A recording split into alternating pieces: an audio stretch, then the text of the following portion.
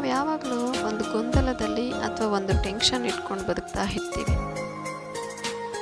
ಏನಪ್ಪ ಅಂದರೆ, ಈ ಸಮಾಜ ನಮ್ಮನ್ನ ಹೇಗೆ ಗುರುತಿಸ್ತಾ ಇದೆಯೋ, ಅಥವಾ ಈ ಜನಗಳು ನಮ್ಮನ್ನ ಏನಂತಿದ್ದಾರೋ ಅಥವಾ ಹೇಗೆ ಗುರುತಿಸ್ತಿದ್ದಾರೋ, ಹೇಗೆ ಅರ್ಥ ಮಾಡ್ಕೊಂಡಿದ್ದಾರೋ ಅಂತ ಅಂದ್ಕೊಂಡೇ ನಾವು ಅರ್ಧ ಜೀವನ ಕಳೆದ್ಬಿಟ್ಟಿರ್ತೀವಿ.